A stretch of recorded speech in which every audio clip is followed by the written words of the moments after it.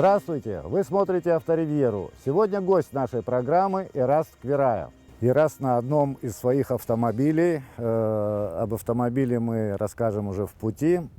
Какой вы нам приготовили маршрут, Ираст? Говорит, у нас машина внедорожная. Мы думали, куда же нам забраться, но решили более доступный маршрут для туриста и решили ехать сегодня в собор Моквинский. Но мы поедем туда не обычной дорогой центральной, а поедем старой военной дорогой, попробуем добраться до нее. Я думаю, маршрут будет интересным, и для туриста, думаю, тоже будет такой маршрут интересный, так как мы будем проезжать через села, покажем местный колорит немного. Ну и погода сегодня замечательная. Поехали!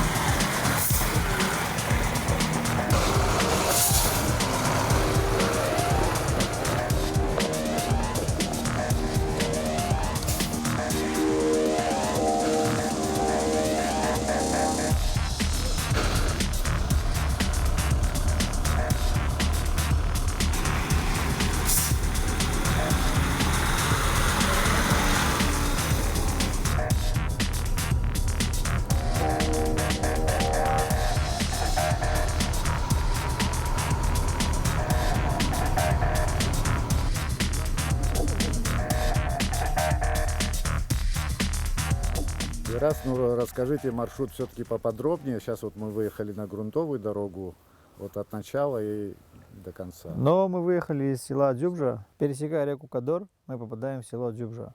Соответственно, после села Дзюбжа мы сворачиваем уже с центральной дороги, повернули в деревню Атара.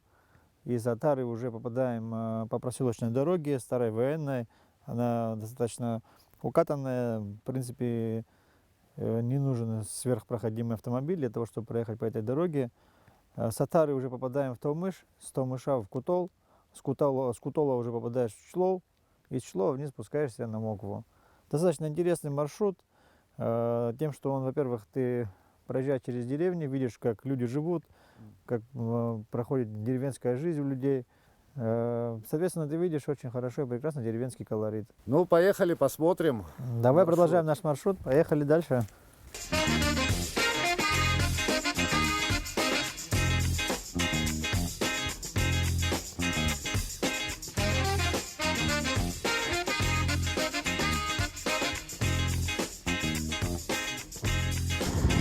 Ираст, вы многосторонний человек, ведете блог, снимаете там много интересного видео. Я понимаю, что вы любите природу, охоту, рыбалку. То есть там по этим роликам видно, а также любите технику. Да, то есть ездите на мотоциклах. Да. И вот сегодня мы на автомобиле КамАЗ. И раз немного расскажи вот историю этой машины, этого КамАЗа, как он к тебе попал и что вы с ним делали. Ну, знаешь, это вообще изначально машина была военная техника. Она к нам попала в руки, если честно, в очень плохом состоянии. Первое, что мы сделали, это полностью разобрали машину. Донора, наверное, взяли, да? Да, он был на ходу, но был в плохом состоянии. Был везде побитый, ну, скажем, чуть-чуть непригодно для эксплуатации автомобиля. Мы его взяли, полностью разобрали, после чего была покрашена рама, дефектовали полностью элементы подвески, там, мостов и так далее. Установили новый двигатель с новой коробкой. Старый двигатель был чуть слабенький, поэтому на Евро-2 двигатель поменяли. 740-й даже двигатель, но двигатель более мощный. Здесь 260 лошадей. Коробку тоже мы поменяли, коробку поставили уже тоже от Евро 2. Она стала чуть-чуть скоростнее, но здесь у нее появились еще в коробке пониженные и повышенные передачи. Помимо этого осталась родная раздатка. У нее, соответственно, тоже есть пониженная и повышенная передача, плюс блокировка межосевого дифференциала. В общем, для высокой проходимости у этой машины есть все. Да, я расскажу тебе еще, это КамАЗ вообще, серийный КамАЗ 5350. КамАЗ, но был модернизирована, как я и говорил, трансмиссия, была поменена мотор с коробкой. Потом, после чего мы влезли еще в редукторы, поменяли главные пары в редукторах, добились идеала того, чего хотели по тяге, по дорогам общего пользования, чтобы можно было передвигаться, чтобы не совсем был корч, который непригоден только кроме оффроуда. Сейчас машина достаточно хорошо передвигается по асфальту, 60-70 км в час спокойно можно ехать, достаточно комфортно. Ну, ты видишь, машина достаточно мягкая. Поменяли, кстати, колеса, поставили колеса чуть большего размера, чем стандартные, более агрессивную. Поставили две лебедки, одна сзади стоит механическая, то есть отдельно питается от кардана, от раздатки, и впереди электрическая. Электрическая, к сожалению, сейчас у нас испортилась, мы временно ее демонтировали. Сзади лебедка на 10 тонн, впереди на 9 тонн. Ну, когда ты колесами помогаешь, в принципе, хватает, хотя вес машины около 11 тонн сейчас. Ну, в общем, бездорожье не остановит эту машину. Вообще, изначально, когда эта машина строилась, она строилась как экспедиционная. То есть в эту машину загружалось продовольствие, там, не знаю, все, что надо для житья в лесу, в горах. Доезжаешь до места, а там уже, соответственно, уже разбиваешь лагерь, и уже там кухню и так далее, ты уже шатер строишь на улице. Ну, этот кунг вы сами делали. Да, кунг был сделан полностью вручную, полностью.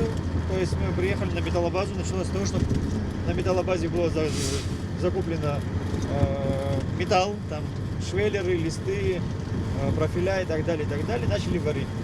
Сварили основу, после чего потом уплотнили ее набивкой специальной, утеплили ее. В общем, теплошумоизоляцию сделали. Сделали такой сэндвич. И теплошумоизоляция сейчас достаточно хорошая внутри. Поставили туда печку Webasto, она работает на дизельном топливе. Очень комфортная, очень быстро согревает, буквально за 5-7 минут внутри прям достаточно жарко, можно сказать. В общем, такой многофункциональный у вас получился кунг. Многие, когда видят этот кунг, спрашивают, там, наверное, у вас кухня, санузел и так далее. Нет, здесь такого ничего нету, здесь чисто спальные места. И планировалось именно это, как чтобы комфортно спать. Потому что когда мы приезжаем, там достаточно места, чтобы развернуть лагерь, поставить кухню, сделать там, не знаю, какие-то место для очага, розжига костра и так далее. А кул непосредственно предназначался для комфортного сна. Вот То и есть все. не стоит его нагромождать. Потом пройдем внутрь, покажу тебе. Мы сделали специальные ниши, специальные полки, которые сейчас, в принципе, забиты всем необходимым. Посудой, не знаю, для лагерной жизни все. Там газовые горелки, газовые установки какие-то, ну, проще Топоры, пилы. Топоры, пилы, котлы, там, не знаю, сковородки, ну, все, что надо, вилки, ножи, все. Человек 10-15 спокойно могут достаточно комфортно проводить время. Машина на самом деле, знаешь, в простонародье ее называют вездеход. Мустанг вообще ее назвали такое, ну, народное, да, вездеход называют его. Но чтобы сказать, машина обладает там сверх какой-то проходимостью, я бы не сказал, честно. Да, машина проходимая. Да, машина комфортная. Высокая проходимость в любом случае. Но она не такая, что... 3 ведущих моста все-таки. Все правильно, да. 3 ведущих моста. Пониженная блокировка. Повышенная блокировки в мостах, да. Все это есть, но это не дает машине называться вездеходом.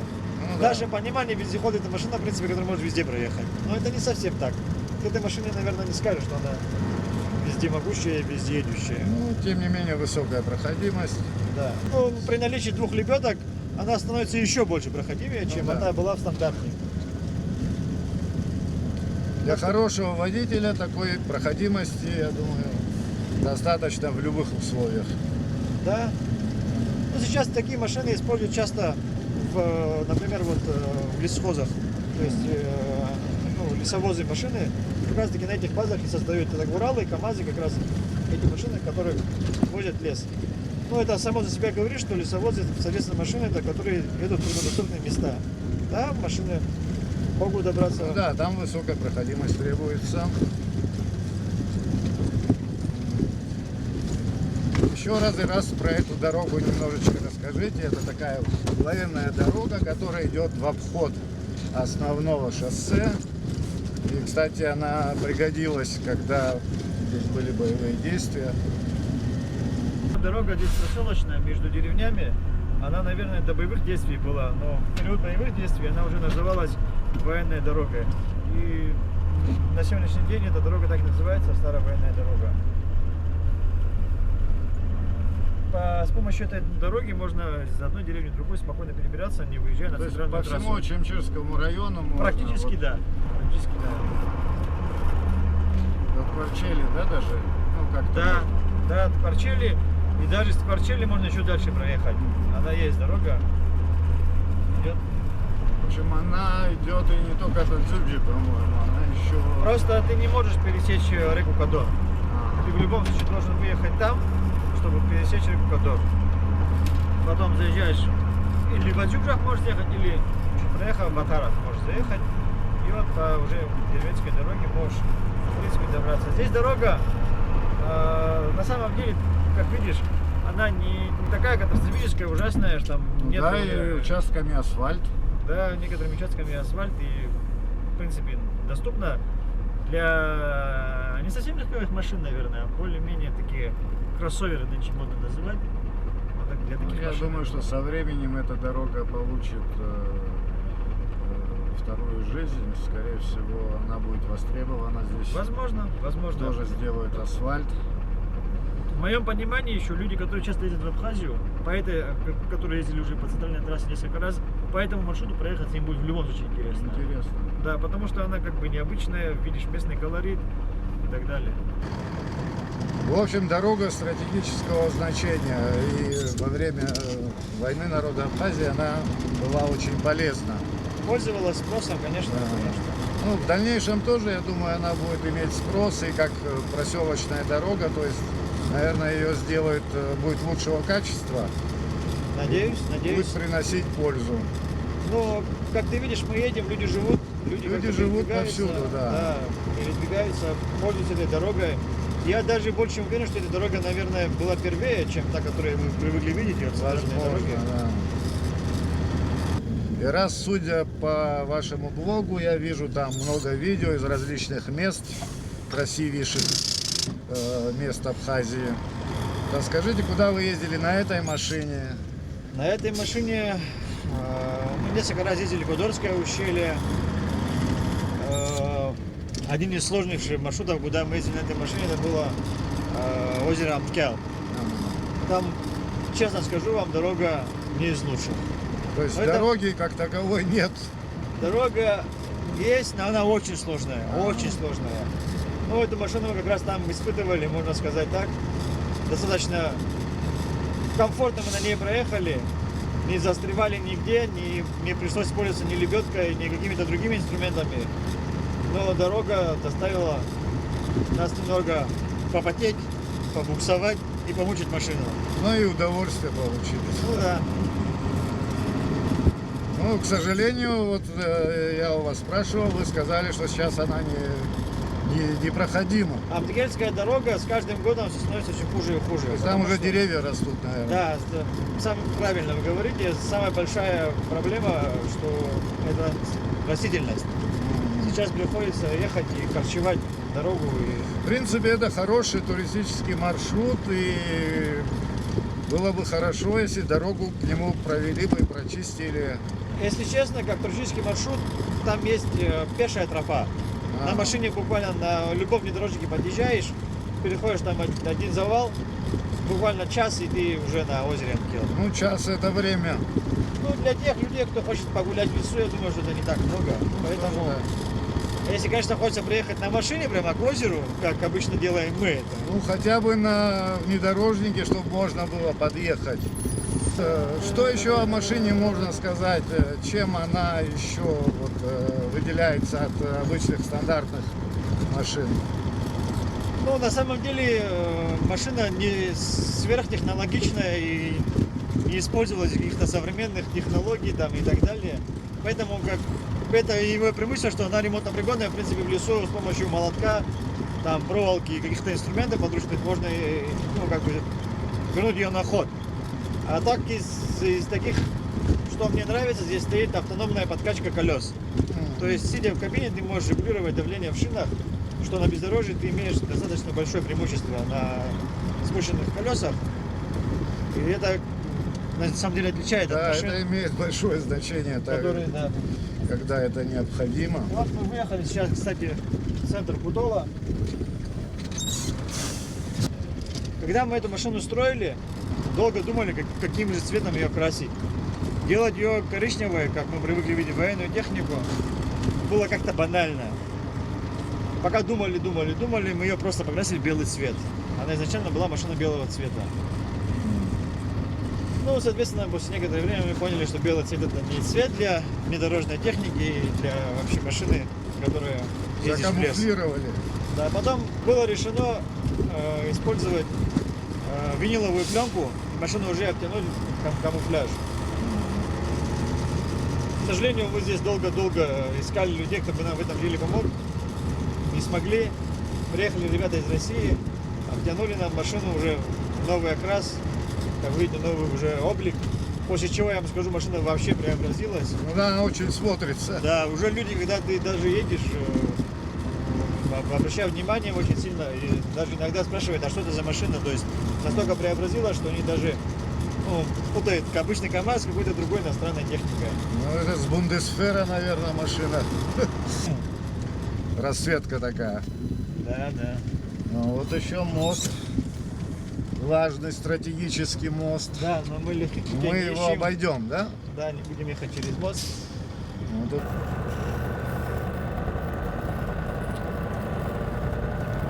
Пересекаем реку Драмщ через брод. Да. Да, сегодня было уже несколько бродов.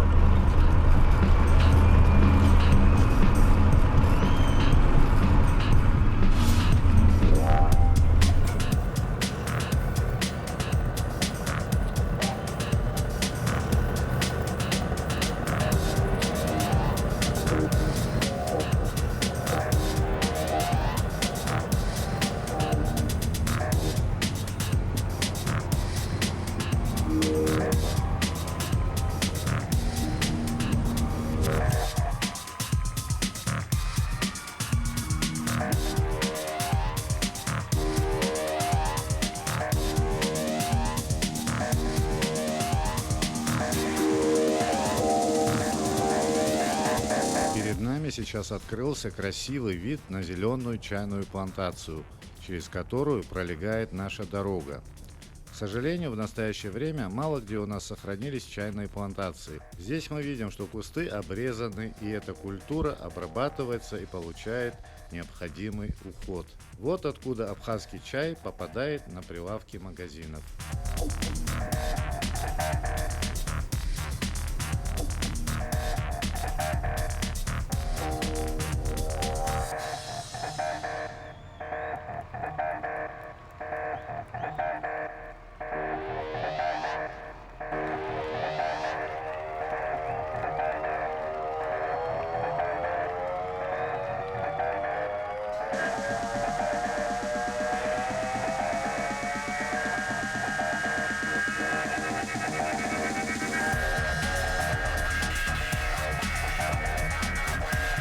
И раз мы доехали до конечного пункта назначения, приехали в Молквинский храм. И, конечно же, первым делом мы сейчас дадим небольшой обзор этого величественного собора, к которому круглый год приезжают многочисленные паломники и туристы. Моквский храм Успения Пресвятой Богородицы был воздвигнут в X веке при абхазском царе Леоне III. В то время это был первый и единственный пятинефный крестокупольный храм на Кавказе и всей Византийской империи. Храм чудесно вписался в живописный ландшафт между рекой Моква и впадающей в нее рекой Бвап. Хороший обзор и крутые обрывы с трех сторон обеспечили естественную и надежную защиту от неприятеля. Впечатляет его вместительность до 1000 прихожан, что свидетельствует о его значимости и приверженности населения к христианской вере. К сожалению, живопись на стенах собора до наших дней не сохранилась. Из комплекса зданий храма сохранились несколько строений, а также каменная ограда и главные врата. Архитектура храма поражает своей изысканностью и сложностью. Описание былого величия собора свидетельствует о том, что интерьер был исключительно богат. После проведенных реставрационных работ в 2002 году храм был вновь открыт для верующих. Маршрут был на самом деле очень интересный. Проехали огромное количество сел. Да. Вот. Ну, чуть-чуть по маршруту. Я впервые на этой дороге. Это фактически дорога-дублер основной республиканской дороги. То есть по ней можно попасть с Адзубжи до Тпарчала, я так понял. Да, до Ткачели можно попасть, даже можно еще дальше поехать. Ну, единственное, наверное, машина нужна более, наверное, проходимая. Маршрут действительно получается очень интересный, особенно для людей, наверное, кто будет ехать впервые. Это получается такой микс между бездорожьем и грунтовой нормальной дорогой. Единственный, наверное, критерий, чтобы был немного внедорожный автомобиль, ну хотя бы кроссовер, чтобы машина была повыше, потому что сейчас у нас зима и какие-то есть броды небольшие тоже, какие-то грязные участки. Ну, полноприводная машина, наверное, для этого маршрута необходима. А так, мне кажется, очень достаточно интересный маршрут. Добро пожаловать. Я думаю, что у нас маршрут людям должен понравиться. В Моквинском соборе, наверное, многие были, но по такому маршруту, я думаю, будет очень интересно приехать. Это достаточно занимательный процесс. Можно убить практически один день. С остановками в красивых местах и так далее. Я думаю, смело закладывать один день на этот маршрут можно. Отсюда можно дальше поехать уже и в Бейдийский собор, и уже оттуда выехать на центральную дорогу и спокойно вернуться обратно домой. Да, я думаю, летом еще будет живописнее, зелени побольше. Да. Сейчас просто вот снег растаял, то и со снегом, я думаю, было бы интересно. Да, да. И раз, ну что касается машины, вот мы о ней немного поговорили, что дополнительно вы установили, что есть в отличие от стандартной модификации здесь? Но на самом деле таких моментов очень много, но попытаюсь быстренько пройтись. Это мы сделали силовой бампер. Бампер здесь нестандартный, с установкой лебедки, с площадкой под лебедки. Дополнительную оптику поставили, одну, вторую, здесь это не установлено. Светодиодные у вас. Да, светодиодный головной свет, противотуманный желтый свет, лебедка электрическая здесь стоит впереди, подкачка колес здесь стандартная. А аккумуляторы мы поставили, стоят здесь два аккумулятора гелиевых, они большей емкости, сейчас не будем показывать. Сделали дополнительный еще один бак, поставили стандартно 250 литров, мы еще поставили еще один 250. Он может проехать на одной заправке? Но 500 литров общего запаса топлива в среднем, если там не сильное бездорожье, 30-40 литров на 100 километров примерно. Ну, достаточно поехать в горы и вернуться, нам хватает одного бака максимум. Хватает одного бака, второй бак про запасе, как говорится. Еще дополнительно мы поставили, как ты знаешь, здесь система торможения и сцепления работает за счет воздуха, поэтому было установлено еще пара ресиверов, чтобы увеличить еще больше воздуха. Потом сделали полностью выхлопную систему, что кастомную, то есть она все сделана по индивидуальным нашим эскизам. То есть здесь получается 4 выхлопа. Есть прямотоки, которые выходят из-под Кунга назад, и 2 уходят вверх. Да. Давление колес можно еще спустить, она будет еще мягче, но сейчас такое среднее давление, сейчас не помню, около 5-6, наверное, где-то. Это для комфортного передвижения по дорогам общего пользования, поэтому мы не стали стравливать. В принципе, так и приехали. Ну, где рыхлый грунт, там можно стравить. Да, сидя в кабине, да, нас просто надо будет остановиться, там покрутить кое-что, и, да, и все, будет давление какое нужно. И раз, ну, мы проехали километров 50 по такой проселочной дороге, и даже похуже, можно сказать. Автомобиль себя прекрасно показал, проходимость у него высокая, мы его не имели особо возможности И задачи у нас такой, в принципе, сегодня не У было. нас сегодня не было такой задачи, то есть проходимость у нее наверняка высокая. То, что мы сегодня проезжали, это для нее вообще семечки, я так думаю. В общем, автомобиль нужен Да. и охотнику, и на рыбалке, я не знаю, то есть... И просто туристу, и просто Да, человек, кто и любит ездить в туристу. горы, в лес отдыхать. То есть вы сделали высокопроходимый, многофункциональный автомобиль. И раз спасибо за этот маршрут, который вы показали зрителям. Он очень интересный. Это обычные мои дни. Я так провожу всегда активно в горы, в лес, на рыбалку, на охоту и так далее. Спасибо большое за то, что пригласили на передачу. Мне было очень приятно. И надеюсь, нашим зрителям тоже было интересно проехаться по нашему маршруту. Спасибо. Наш выпуск подошел к концу. Всем пожелаем счастливого пути.